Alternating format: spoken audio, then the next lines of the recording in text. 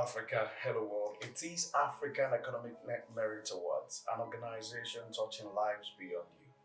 My name is McEva Temofe, and today I am with the distinguished Senator of the Federal Republic of Nigeria, Senator Abiodun Olujimi. How are you today, ma'am? Fine, thank you. It's good to have you.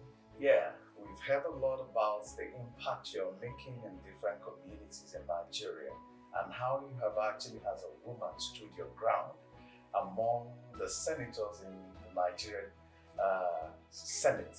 How has that been for you?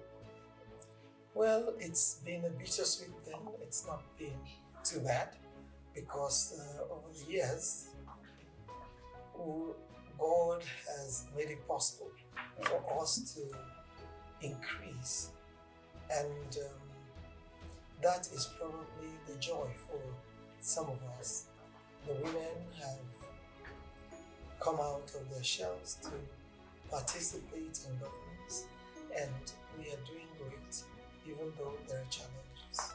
Okay, ma'am, we have a lot of youths these days who are done with their educational life and they don't actually look at going into like the labor markets. They start their own business. Is it an effect on the Nigerian economy, or what were the challenges for you as with your educational life in Nigeria? I feel for the youths of today because it's not as easy for them as it was for us. In my own time, it was easy to get a job. In fact, you were headhunted while at school, and jobs were available. Because don't forget that Nigeria was not as populated as it is now, and there was deliberate arrangement for youths to get into gainful employment. But whichever way you look at it, from day one, starting your own business has always been the better side of life because it gave you time to build yourself, to come to terms with what you want to do as a human being and to build on it for the future. And we found out that many people who broke out on their own did very well. A few people fell by the wayside. But those of them who employed themselves were able to focus attention on the building blocks of the business and ensuring that the business took fruit because they knew everything depended on the business. What we found was that people who got employed with government were not very diligent and not as deliberate. They were always looking forward to the next month's salary, which had already been programmed. And that is the reason why some of our people are a bit lazy these days because they knew what to expect. They could plan their lives on the little they would earn. And for the few that were very strong, they would also plan to have something on the side to do to complement what they get from government.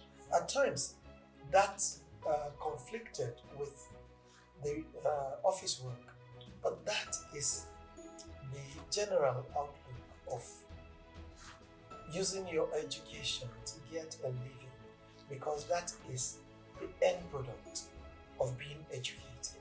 So do you think in a society like Nigeria, should entrepreneurship be introduced as a course in our institutions? It's been a long drawn debate, but over the years, government has been able to infuse some sort of entrepreneurship education into learning. Whether we like it or not, we must inculcate the entrepreneurship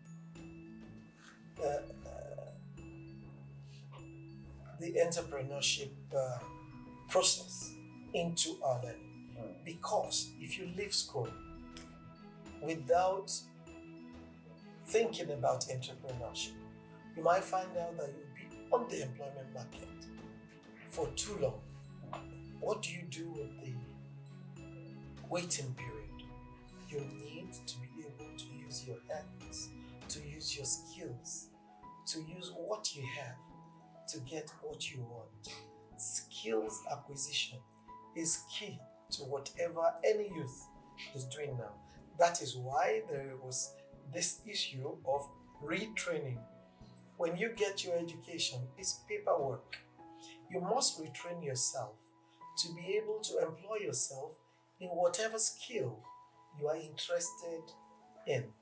And that is the reason why, as legislators, most of the time we do skill acquisition for all our teeming youths that have been waiting to get government paid jobs for years and have not been able to come by it. The time has come for us to start using our hands, our brains, and the skills that we can acquire to get things done in a better way.